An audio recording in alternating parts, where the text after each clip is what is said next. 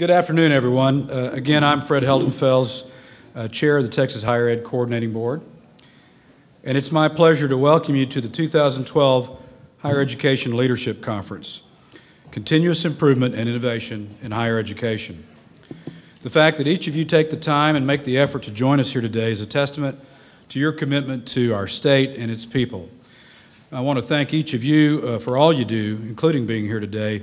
It's your leadership that makes this state as great as it is, and I know will also help us make it greater in terms of higher ed achievements. Many of you here today may not know this, but it was discussions at this conference in 1999 that led to developing our state's higher education plan, Closing the Gaps, by 2015. So we've set a high mark for what we expect to achieve from this conference. The focus of our conference this year ties in well with our statewide effort to find innovative ways to make going to college more affordable for students, families, and our state. I know we all share the goal of identifying and scaling innovations and improvements at our institutions that will help Texas increase student success and degree completion. As many of you are aware, about a year ago, the Coordinating Board created the Council for Continuous Improvement and Innovation in Texas Higher Education. I have the honor of chairing this council of 15 business and higher education leaders who will play a critical role in defining those few important goals to measure the state's progress in higher education as Texas moves forward to become an international leader in student success and excellence by 2030.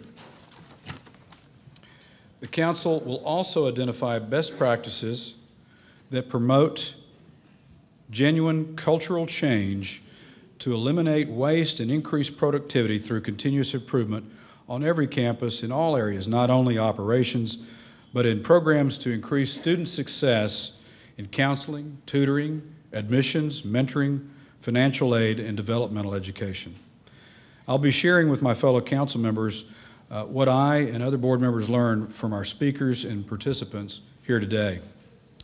We've got a great agenda today, excellent speakers, panelists, and discussion leaders, and there are tremendous opportunities to explore the next steps we need to take for closing the gaps. All of the materials, including PowerPoint presentations, are on a flash drive that was given to you when you checked in, or should have been given to you. It may be in your badge. This includes some up-to-date publications for governing board members from the Office of the Attorney General. And in your folder, you've also received a hard copy, not only of our meeting agenda, but some internet information, conference evaluation forms that we hope you'll complete, and a roster of our conference registrants. There are also a couple of particularly important legal handouts regarding responsibilities of board members, as well as biographies for all of our presenters and speakers, so you've got something to go with your warm milk and cookies tonight when you finally get to your rooms. I want to encourage everyone to please speak up, ask questions, express views, and exchange ideas. We want this to be a two-way street with participants interacting with our speakers and panelists. Before we begin, I want to recognize the Lumina Foundation for Education and for their grant monies they've provided to help support the Coordinating Board and our conference. As many of you are aware, in 2009, Texas successfully competed for a productivity grant and is one of just 7 states to have been awarded a multi-year grant from Lumina. The Lumina Award will enhance our efforts to create a strong culture of success where students complete their post-secondary education by earning a degree or certificate. We greatly appreciate the support of Lumina Foundation and look forward to our continued relationship with them.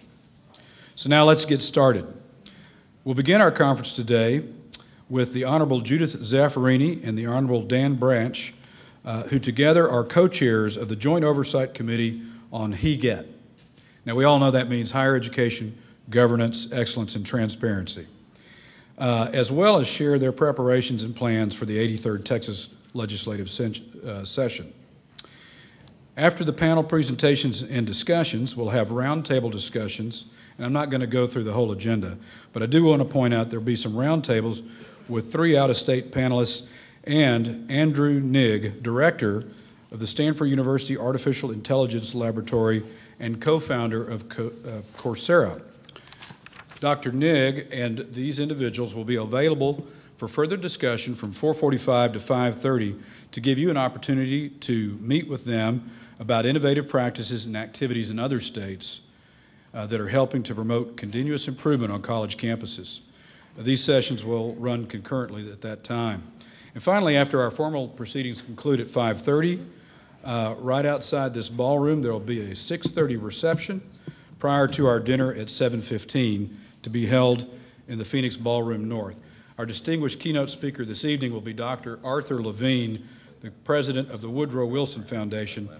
He'll be providing perspectives from his recent research and book, Generation on a Tightrope, A Portrait of Today's College Student. So now it's time to get started. My script has said that about 3 times, but this time I really mean it. As I said earlier, we have the Honorable Judith Zaffarini and the Honorable Dan Branch, who co-chair the Joint Oversight Committee on Higher Education, Excellence, and Transparency. I'm told that today's protocol is ladies first. Senator Zaffarini, you have their bios in your packets. I got to tell you, Chairman Branch, you've been out-inked by Chairman Zaffarini. Please don't read the whole thing. I will not read the whole thing by any means, but I would be remiss if I didn't mention that our second highest ranking Texas State Senator is a distinguished alumni of UT from 2003. She's received more than 670 awards and honors, 160 of which are in communication. So you're in for a treat. She and Dan have competed over who has the most degrees, but she has a BS, an MA, and a PhD from UT Austin, and we're very proud to have her share her views with you. Yeah, I'm not going to talk about, institutions at this point, but please help me welcome Chairman Zaffarini.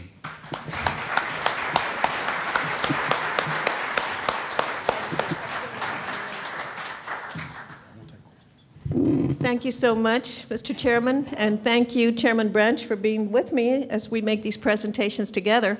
It's always a pleasure to work with a coordinating board, and especially to work with my friend, Dan Branch. And I have to tell you, he's a Republican, I'm a Democrat, but I love working with him, and I truly have developed a deep affection for this man. I say he's the brother I never had, so thank you for your friendship.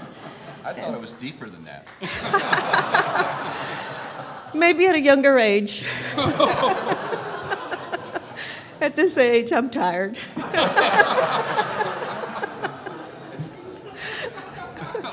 Well, you like that? Me too. But it really is wonderful to work with such effective leaders because higher education is so important to the future of our state. If the Lieutenant Governor were to tell me to pick one issue and only one issue, it would be higher education. It is one of the primary reasons that I ran for the Texas Senate in 1986. And higher education has remained at the top of my agenda and always will be at the top of my agenda. This morning, Governor Perry said, titles don't make a difference. Titles don't determine who you are. It doesn't change your passion, your influence, your character. And that's how I feel. And I'm so delighted to continue to serve as co-chair of the Legislative Joint Committee on Higher Education Governance, Excellence, and Transparency, and especially with such a great partner, Dan Branch. Chairman Branch has been a leader regarding so many issues, and he and I really work together because we often disagree. That's just the truth. We often disagree, but we always work together professionally, respectfully, and in the spirit of friendship to try to negotiate an agreement. And when you have a Republican in the House and a Democrat in the Senate, if we work it out and we agree, we're going to get the votes. And that's what it's all about, trying to find solutions to the problems that we address. My insistence is always, whatever the topic, pick a topic about higher education, whether it be one of those buzzwords that we all agree about. Who could disagree that higher education should be accountable and accessible and affordable and efficient and productive and transparent, et cetera, et cetera, et cetera? We all agree that those are important concepts. The difference is, for all of you who are regents, How will their definition and their implementation differ from institution to institution, from system to system? Texas is large and complex. One size does not fit all. So whatever the topic is, we in the legislature, working with our statewide leaders, should never, ever be prescriptive to the point that you have to follow rules to the letter of the law. Higher education institutions and their regents, their administrators, their faculty must be given flexibility so that those issues can be addressed differently and appropriately. But from my perspective, my priority will always be to relate them to excellence. Always relating it to excellence. So as we address issues such as a $10,000 degree, if you can develop a $10,000 degree for your institution, bravo, I'll treat you to dinner. But don't tell me it's not excellent, because if it's just a cheap degree, we won't be happy. So nobody is talking about, at least I'm not talking about, I don't believe Chairman Branch is talking about, efficiency at the expense of excellence. That's your challenge. You who are regents, you who are chancellors and trustees. How do you do that? It's not easy, and it's very, very complex. What matters to us is that we all be at the same table. Some of you at the press conference this morning heard me say that last session we were clashing vehemently, passionately with the Texas Public Policy Committee, the Texas Public Policy Foundation. It was public, it was not nice, I was not my charming best. I wasn't. I admit it. I do have another side, usually when there's not a camera on. But we were very, very passionate in our disagreement, and yet we invited them to the table. They came to our hearing and they were heard. And they not only were heard, they were treated by every member of the committee respectfully and professionally, and they were made to feel welcome. And since then, they have invited us, both Chairman Branch and me, to their foundation meetings. They have invited others, and they have opened the doors, and we work well together. Because while we disagree on particulars, we agree that higher education is so important to the future of our great state, and that excellence as a standard must be our way of life. And that's what we're all about, all of us who care about higher education. So I implore you to pursue those specific degrees, those specific programs, those specific challenges, and address those problems, always prioritizing excellence, because nobody said that excellence was cheap. Nobody said it. Frankly, when we appropriate money for higher education, I do not consider it an expense. I consider it an investment in the future of our state. And you will never, ever see me look at a budget. Thank God I'm on the Finance Committee, love it. I never, ever look at the budget in terms of others of my colleagues sometimes do. And they will say, give me a figure, I'll make it fit. Or they'll say, what is the figure? Slash everybody X%. I will always say, tell me where we can cut. Tell me where we can economize. Tell me where we can change. Tell me what we must save, and tell me where we must add to the level of funding. Because cutting across the board is easy. It is not the responsible thing to do. It is not the wise thing to do. And you who are regents, and by the way, would you raise your hands? How many of you are regents? And how many of you are chancellors? Any chancellors? How many are trustees? Everybody else? Didn't want to leave anybody out. But you who have those positions of leadership, above all, have to tell us what you need. And please don't ever, ever let anybody pressure you into silence. Silence is not an option. It is your mission to speak out loudly, forcefully, preparedly, to ensure that we in the legislature understand your needs, understand your priorities, and understand the consequences of different levels of funding, because that is what it's all about.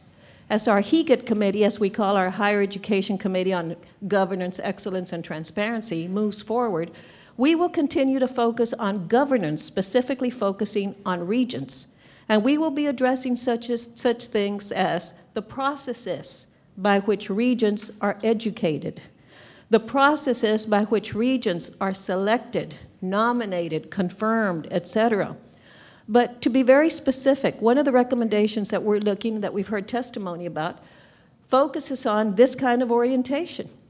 Should this kind of orientation be offered once a year, pick a time, any time, regardless of when the regions are appointed or nominated or confirmed? Or should it be required before a regent takes office? I will tell you where I stand, and I speak only for myself.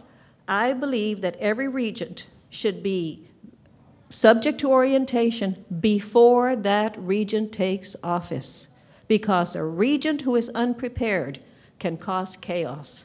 A regent who comes in with the idea, a regent or a trustee, I should say, who comes in with the idea that he or she is the CEO is going to cause problems. And when you have chairs of boards of regents or boards of trustees who believe that they are the chairs, the CEO of the CEOs, then you're really talking chaos. So I implore you, and all of you who are trustees and regents, to please study your role, to understand everything that you are expected to do from the perspective of policy and from the perspective of management, and to realize that you're not the CEO, somebody else is, and that what we need is the best possible CEOs. Quite frankly, I continue to be amazed at the quality of the presidents and the chancellors that we have in Texas. We have some jewels, we really do, throughout the state. These are amazing people who are devoting their lives to developing our students, to providing a better future for them, who care about financial aid and about levels of funding, who sometimes come to the legislature and not always are treated respectfully and professionally. They have to deal with us, with we in the Senate and in the House of Representatives, and not everybody is charming, I assure you. So it's difficult for these presidents and chancellors. From time to time, my name is submitted as a potential president or chancellor, and I go, never, never. I cannot imagine myself before the Finance Committee. I like the other side, thank you very much. I will not go to the front because of the challenge that they have, prioritizing what they need. And I was so dismayed at one point to learn that some regents and some chancellors and some presidents were asked by others not to be forceful in their delivery, not to address the issue of the impact of cuts. That is your job, to help everybody explain. Part of your job as a trustee or as a regent is to educate us so that we will have a better idea, not only what we should do, but also the consequences of what we are doing. And as members of the HEGAT committee, we will continue to work with you in addressing issues of governance, always, always underscoring the issues of excellence as they apply to pick an issue, any issue, and of course the issue of transparency. I also implore you to study the open records law and to understand it. I can't tell you how many regents and trustees believe wrongly,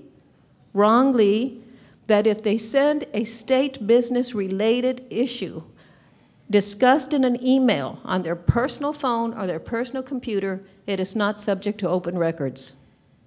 It is. The question is not who owns the equipment. The question is, what is the subject? So if you send an email through your personal phone, your personal computer, it is subject to open records if it is about the business of your college or university. Again, I implore you to understand that, because if not, you're asking for trouble. We look forward to working with you not only in the months ahead as we prepare for the 2013 legislative session, but especially during the legislative session, so that you can inform us about the impact of the legislation we consider. So many times there are bills that are passed, and then days later, a regent or a trustee or somebody else will write or call and say, please vote against this bill. It passed. It's too late. So somehow you have to be part of the system to be proactive. First, to use these months, these coming months before the session, to look at the legislation that is being considered by tracking the committees that have been appointed. Track our committee, Senate Higher Education, House Higher Education. Look at the charges that we have. Try to get involved with the interim reports that we are developing. You may not like some of the recommendations. How will we know you don't like them if you don't get involved now? And basically, this is your opportunity to impact interim committee reports. Don't wait until they're published. You may not like what is published. So deal with us at this point in time, and then monitor the legislation that is introduced beginning 30 days before session, so that you monitor it and impact it before it progresses. Sometimes I might file a bill that you hate. Don't come testify against it and surprise me. Work with me and with my staff, because one of the things that I've learned along the way is that when we deal with people who disagree, the bottom line question that we must always ask, and you should always ask, is this: listening to the opposition, what if they are right?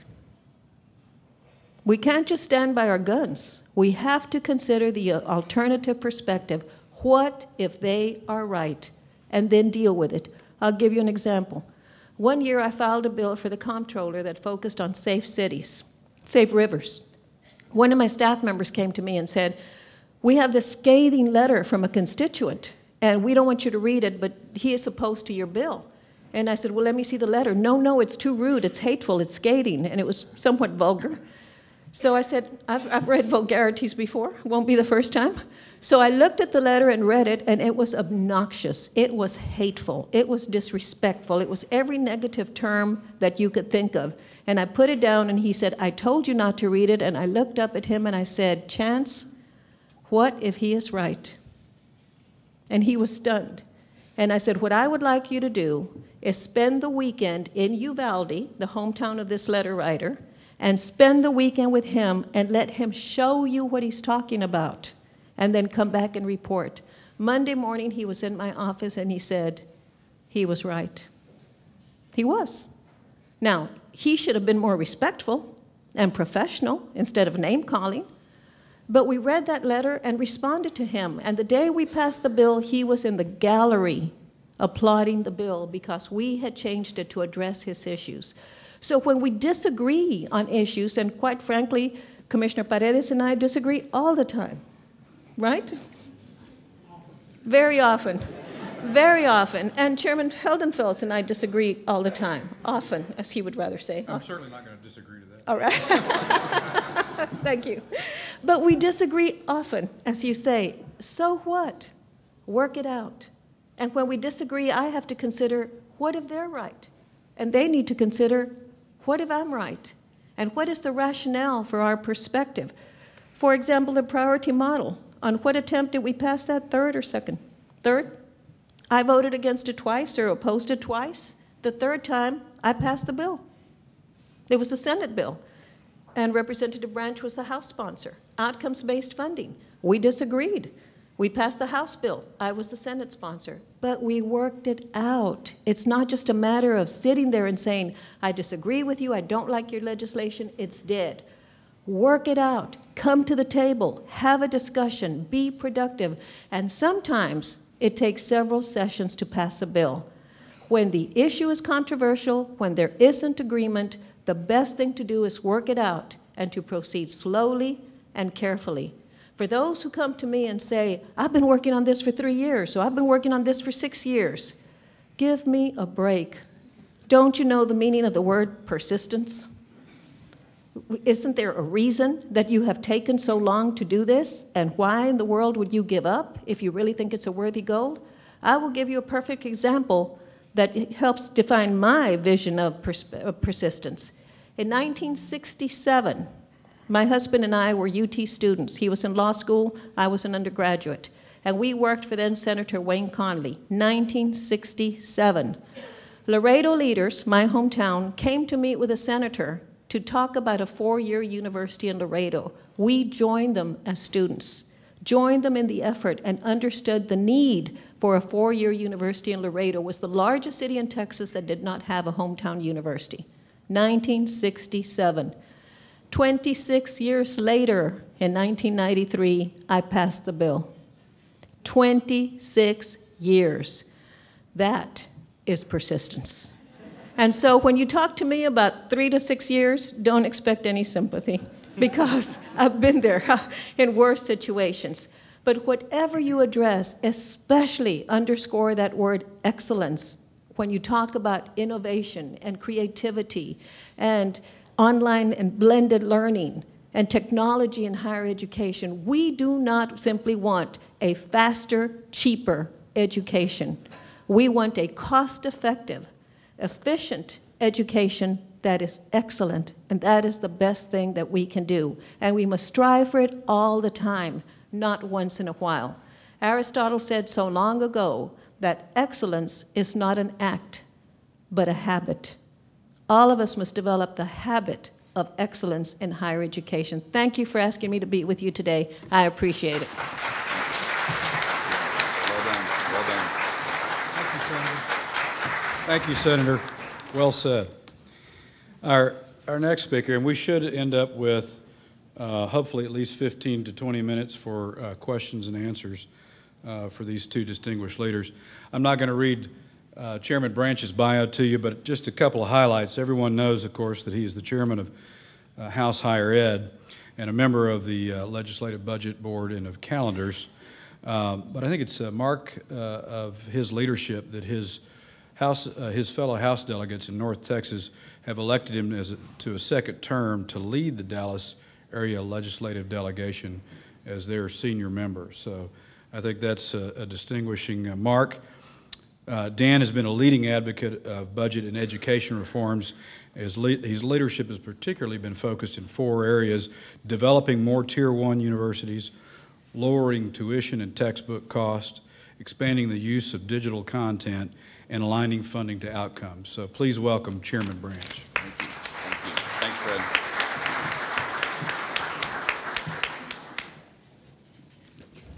I don't get to be Senator Zaffarine. Well, thank you. Thanks, Fred and Senator. It's always fun to be with you, and it's really a great experience. We've had a 4-year journey together, and I'm going to miss you as you move on to government organization, which was announced this morning. Some of you probably ahead of me on that. But as also was mentioned, you're going to continue on with our Joint Oversight Committee, and so that's an area where we'll be able to continue our work, important work in looking at higher education excellence, transparency, and governance. Yeah, that's what you guys do. And so I'm really pleased to be here today. Thank you, Commissioner and Chairman, for including me, and thank you all for your service. Those of you who are new and embarking on this new journey, I think we have one of the great approaches. I don't know how many states do this with paid career education advocates, which are those folks are important. But I think our approach here in Texas is a good one, where we have you have a citizen legislature and you have citizen volunteers who come in and ultimately are the ultimate stewards of our higher ed institutions. And so it's important that we have you come in from the community. It's also important that you get around some of the people that hang around education on a regular basis and try and learn as much as you can as you get ready to embark on this journey. But thank you for your service. I know, having served on a board and commission before I went into the legislature, that there is a sacrifice. Sometimes once a month or once a quarter for a couple of days, you have to leave your business and family, and so we're grateful for that. I'm excited that you're in the area of education. There's a lot of other important areas of our state government, but I think this is the most important area. It's been said that education is the single greatest determiner or decider of a state's future prosperity. And so for me, that's an important issue, and I think we face some serious challenges as we have grown dramatically and continue to grow dramatically at about, the demographers tell us, 1,000 to 1,200 people a day coming into Texas. And that's creating some strains on various parts of our infrastructure, whether that's water, power, transportation, healthcare. But I think nothing more important than on the education system. We have about, as many of you know, 4.5 million in our public ed system. We add about 90,000 every every September, which is the equivalent of a Fort Worth Independent School District. And we have about 1.4 million and rising in our higher ed system, more than half of those in the community college system. So in a sense, the spine of our higher education system in Texas is the 50 systems and 80+ campuses that make up our higher education system across the state. Obviously, we have our independent public four-year institutions as well as those that are in the 6 large system in the Texas State Technical College. So you're going to be learning all about that. And as you go through that process, please don't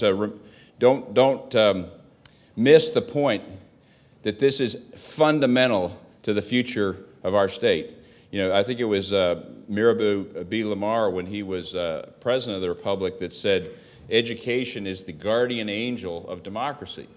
And there's a lot of quotes similar to that by his once friend and then nemesis, Sam Houston. And the reason those two who ultimately parted in their friendship in life had agreed on one thing, education, because they understood in then a new, emerging, largely illiterate Texas that was the way you're going to keep a republic together. And so I think today there's some of those statements that we may take as a little bit idealistic or even corny. To me, they're starting to have more meaning when we see people not participating in government, not voting, when they don't seem to be engaged on the issues. It reminds me that the purpose of higher education is not just to create skills, which is really important and important to our economy. In fact, it's been said that if human capital is a country's greatest resource, then education is the commanding heights of our economy. So having skills and an educated workforce is really important, but it's not the end all. I think it's the skills combined with character, integrity, holistic understanding of citizenship, responsibility to give back, participate in democracy in a problem-solving, civil manner. Those are things that higher education delivers back to our democracy, our experiment in democracy, to our state here that become really important, because those are the folks that are not only going to help us solve the problems with their skills, but those are the folks that are going to bring along coalitions of their fellow citizens to agree upon issues.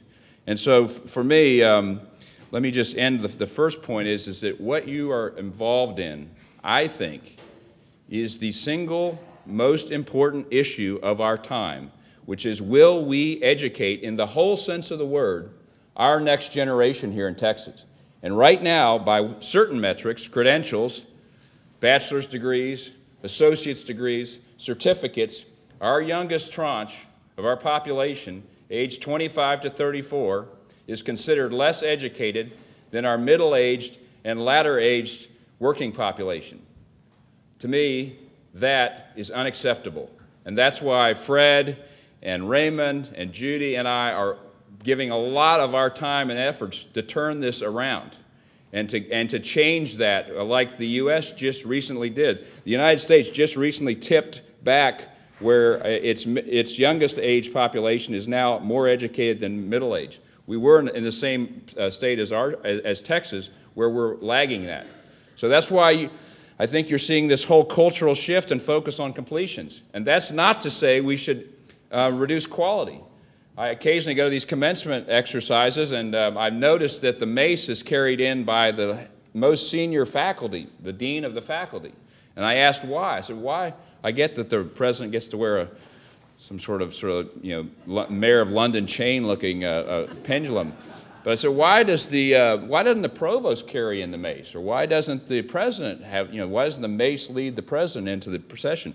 And I was informed by some wise faculty senate leader that the mace is carried by the most senior faculty member because the mace represents the quality of the institution, and the faculty's job is to uphold the quality. So when I talk to a faculty senate and faculty members, I say, hey, I'm not worried about quality because the quality is in your hands. And I know no one here would let a dean or some lowly administrator lean on them to give some student in their class a good grade. That would never happen. right? Because you guys hold the mace. And so my point is, we should not sacrifice quality. As the senator has eloquently mentioned, the point here is not to sacrifice quality. That is a constant. That must be a given, and something we have to always watch our qualitative metrics. But it is not mutually exclusive that you can have only quality or only quantity. The point for Texas is we have to have both. And what we need is we need more people evidencing this quality with a credential quicker. And we have sort of lagged into this, the habit that many of our presidents have now acknowledged that they're embarrassed about, that their graduations or graduation rates, depending on how you look at the various metrics that show successful completion, have lagged, and some lagged badly. And we now have presidents out there making statements that they're going to turn this ship around, that they're going to move from a low 50s four-year graduation rate to a 70% graduation rate in the course of 4 years. A bold goal set by the president of the University of Texas at Austin.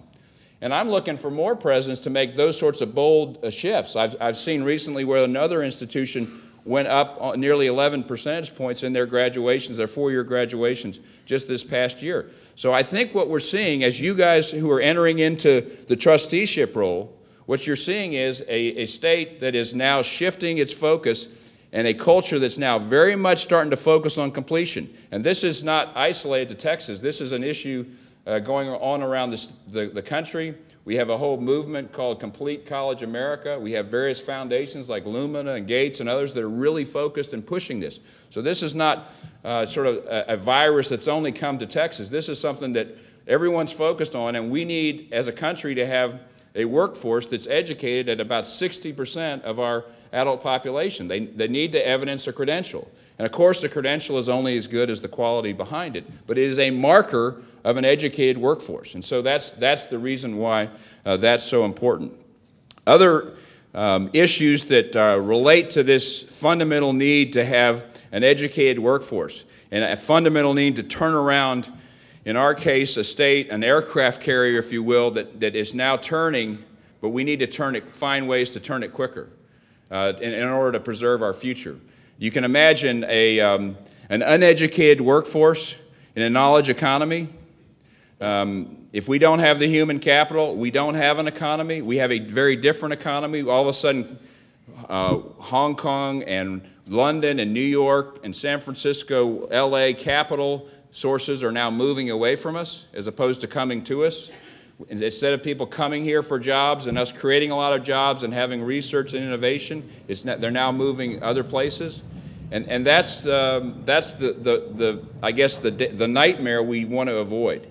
And you all are at the forefront of helping us avoid it. Under your tenure, your next, whether it's 6 years, 12 years, those of you, I mean, right now we are creating the next generation of workers that will decide whether or not in 10 or 15 years, corporate relocation magazines, corporate relocators, job creators, people that decide where capital flows, where plants will be built, they're going to be looking to the single most important determinant is do we have an educated workforce?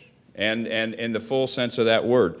That is the reason why we've been pushing things like outcomes. You know, that we ought to focus more on the outcome as opposed to how many, excuse me, how many, shall we say, derrieres, student derrieres are in seats on the 12th day of classes. That's largely how we fund now. Why? There's a reason for that. At one time, we were just trying to get people to go to college and not just finish their education with high school. And so we were pushing incentives to people to enroll in higher education. And so at some point, that became the goal, and we've seen our enrollment numbers over the last 20 years go up dramatically. So that's a good thing. And now we're sort of at this, a stage where we need to have the completions go up as well. And on our closing the gaps, I think as probably has already been said in the conference, we're well ahead of our goal, and we'll meet our goal ahead of time. The problem was our goal was, and even after it was adjusted once, even after it was raised, our goal was really just to get us back to the gap, to parity. We were trying to get back to the average. And so to me, I don't know about you, but just being average for the state of Texas is unacceptable. And I think, given the size of our economy and our role in the country, our country can't afford for Texas to be average. So this is a really important issue, and the reason I've been pushing outcomes, and we finally passed the House Bill 9 last time, was because we have to focus on it. And there's a lot of states, there's about 16, 17 states that are now funding either all or some portion of higher education on the output as opposed to the input. And I think this is something that, look, no one likes change and everyone likes stability and they want to be able to plan, and I understand that. But I think it's something that as other education leaders, as you'll move around the country, go to some of these conferences, start hearing this discussion, as our presidents, chancellors, trustees, as you all move around, I think you're going to realize that this is something that is coming to a lot of theaters in other states. And this is not something to be afraid of. I mean, it's something that we ought to think about and be careful and make sure we move deliberately and thoughtfully. But I think it is something that makes sense, and I think it's something that will drive the sort of behavior we want. And I don't think we should do it at the cost of quality. Of course not. And so we have to make sure we're balanced, and we got to look at some of these other states, like Tennessee, which has moved to about, I think, 15 metrics, 10 to 15 metrics for any given institution in their state, and they're all outcomes. And these were all agreed to by the stakeholders who sat down and said, hey, for our institution, these are the sorts of things we want you to hold us accountable for. And so now they've launched off on that, and we'll see how they do. And as I said earlier, when you have a metric that you've agreed to and you're managing toward anyway, and you believe you can attain that, and that's the funding source, and it's a 3-year rolling average, and there's multiple metrics, that's a pretty stable system. That is more stable than a pretty volatile system that we have now that says, Mr. President, your budget is going to be determined by how many students sit down in those seats on the 12th day of classes. And if you're in an area that's not growing fast, or you've had a semester where your enrollment's off, your budget might drop precipitously. So I can make a case not only for it being a wise direction, but it's also, I think, that maybe even more stable. Those who are worried about stability or ability to plan, it may be a more stable approach than the system we currently have. We've made some moves, as you know, in financial aid. I think we've made some real improvement that'll kick in this next year, this class that's now applying to colleges, and that in our financial aid, our Texas Grants Program, the bill that Senator Zaffirini authored, Senate Bill 28, that will say, hey, if you have a financial need, those of you who are college ready, you get to go to the front of the line.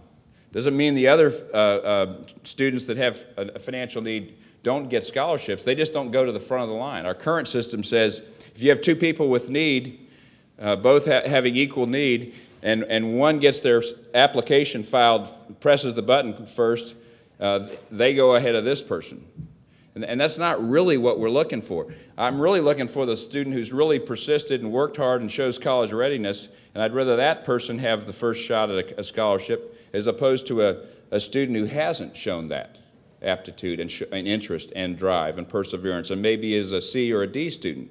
And so I think we're improving in that area. I think we'll have a better return for our taxpayers' investment in financial aid and scholarships. We're going to push harder this time for transfer. One of the things that will help our students is, remember, over half that are going into community colleges, if they can transfer easily into 4-year institutions. So this is something I really want to focus on this session.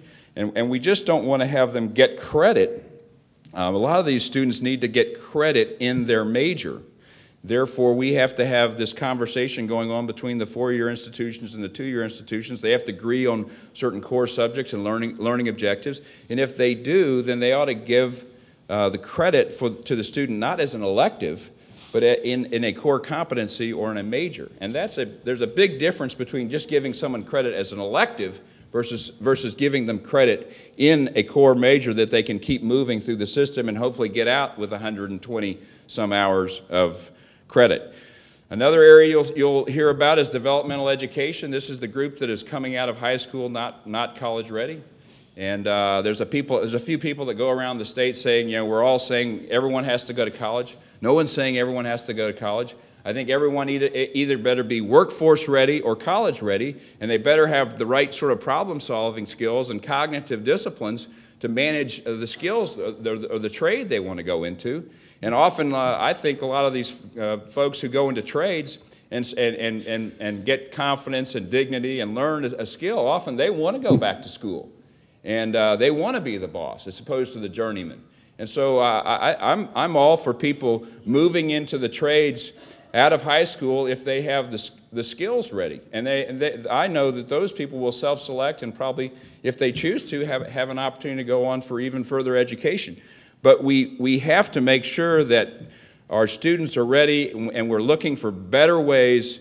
The coordinating board is doing a good job of looking at better ways, best practices to take those in developmental ed, some that have just one or two issues they need to resolve, like fractions or some subset of algebra that they're having difficulty with, get that fixed, and they keep getting concurrently get credit or move into a system as opposed to being sort of put in an area where they don't get credit for anything for a whole semester, and then they get disillusioned, and then they don't finish.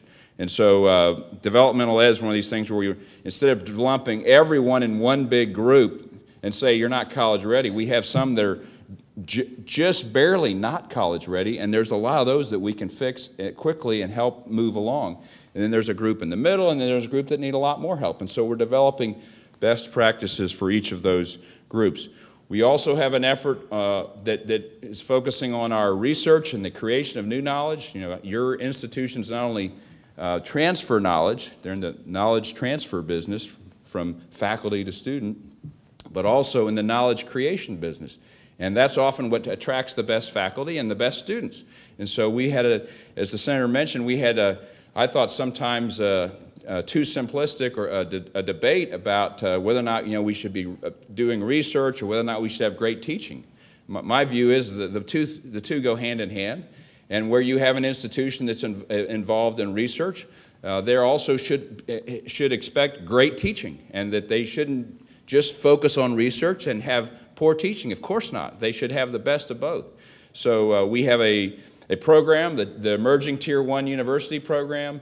This initiative, we now have a school from each of the major systems that has an emerging Tier 1 university. We recently had Texas Tech and University of Houston move into the sort of highest level of our new program and enter the National Research University Fund and get the millions of dollars of benefits that come with that.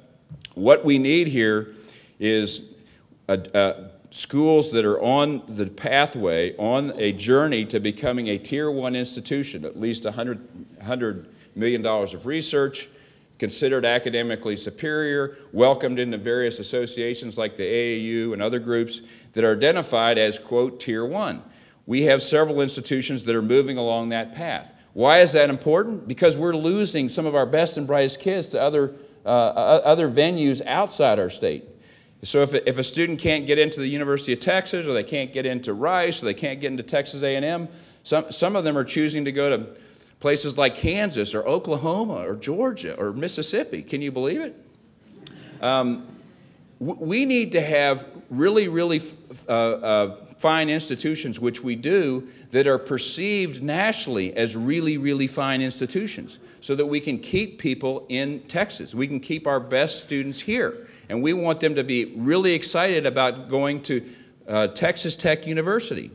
And we want them to be really excited about going to University of North Texas or the University of Houston and all the great things that are happening there, or University of Texas at San Antonio, and I could go on and on and on, right? And so we now have 8 emerging research, Tier 1 research universities that are being now recognized more and more around the country, and they're going to have that right to get these matching funds, and they're going to attract the best researchers to bring these folks in, and then we'll also attract students. So be on the lookout for our Tier 1 initiative and help us nurture that along with good policies. Finally, I mentioned at the press conference this morning that I think it's really important that you all know what are the most important metrics to watch. I mean, I think it's really hard. You're going to come in, you're going to go to these board meetings, you're going to get into your role. Someone's going to send you probably a big board packet a couple of days before, if you're lucky, maybe the night before, maybe the day before, and you're going to try and read all this material and show up for your meeting and be part of the process and be informed. And that's really hard to do. What I think will be helpful is more and more our systems are coming up with dashboards or frameworks so that you can see what the critical metrics are for a given institution. So you can say, my metaphor is like if you ever, stop by the cockpit as you're getting on an airplane and you sort of look in there, there's a lot of dials, and I'm not a pilot. And so if I sat down in a cockpit, I would not know, other than maybe a few things, like I would ask where the fuel is and where the altimeter is, but I wouldn't know which dials are the really important dials at a particular point in the flight. And I think that's where you are. You need to know which of these metrics. There's a difference between a graduation rate, which doesn't include transfer students, and maybe graduations. And so you got to understand that nuance, because you're managing an institution to see if you're getting the right number of completions out of that type of institution. And if you're at a UT El Paso, you may have a different process to get to the success rate than another institution. Some institutions have students that go a lot longer, take a local train, if you will, and some institutions, most kids take an express train through the process. And you need to understand your institutions or multiple institutions if you're on a system board that has many. So the systems have come up in recent months and in the last year or so. The UT system has a framework now that's out. University of Houston has a dashboard of their key metrics that they manage to. The University of North Texas, I'm not exactly sure where theirs is. I'm waiting to hear the status on that. Texas Tech has one that they are planning to announce. Texas A&M University System on October 22nd will debut their interactive dashboard where they can show you all the metrics that they're going to use to manage each one of their institutions. And so these are things that I think, if there was nothing else you take away, make sure you grab onto these new, what I call management tools, so that you can figure out what are the key indices and key measurement points so that you can manage the institution. Ultimately, you should be holding your academic leadership, your presidents, your provosts, your deans, you all should be holding those people accountable to these measurements. And when they're falling short, then there ought to be some briefing as to why. And that, to me, that's your role. I guess I would end with that Einstein was quoted as saying that you're not really a master of your subject matter. He's obviously someone that was viewed as knew a lot about physics. And at some point he said to someone, but you're really not a master of your subject matter until you can know everything about it and then simplify it and communicate it to your grandmother. And so my last piece of advice is, if you want to be masters at being a regent or a trustee or a steward of an institution, learn as much as you can, find out what the key measurements are for managing the institution, and then at some point, sit down over a cup of coffee and see if you can explain it fairly quickly to your spouse or to one of your children or to a relative or friend.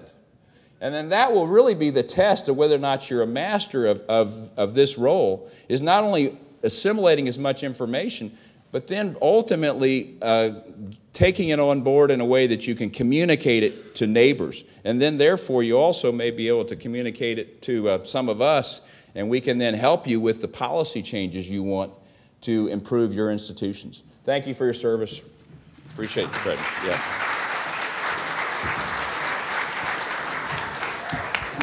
Well, we have time for perhaps one, maybe two questions, if they're quick and succinct, of these two masters of their subject matter. Anyone have a question? I know they were thorough. All right. Well, Chairs Branch and Zaffarini, thank you so much for being with us here today.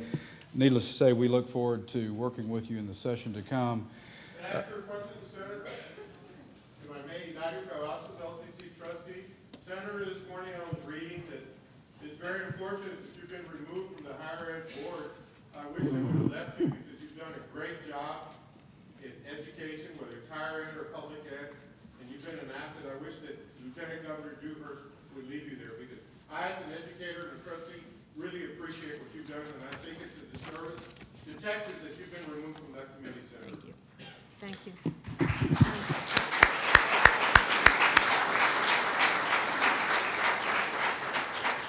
As you know, as an Aggie, I had the recent but unusual pleasure and privilege of addressing the UT System Board of Regents, and I made a comment to their members that echoes, I think, the theme we've heard here from both Chairman Zaffarini and Chairman Branch, and that is that quality higher education without improvements in productivity and cost efficiency is simply not sustainable. But improving productivity and cost efficiency without sustaining, indeed increasing quality and excellence is pointless. And I think that's the balance that we hope will come out of this conference and the innovative ideas that it will generate. So thank you very much. We're now going to make that transition to a panel on innovative practices and improvements in U.S. higher education, and I'd like to ask our board member, Janelle Shepard, to come up and introduce our panelists.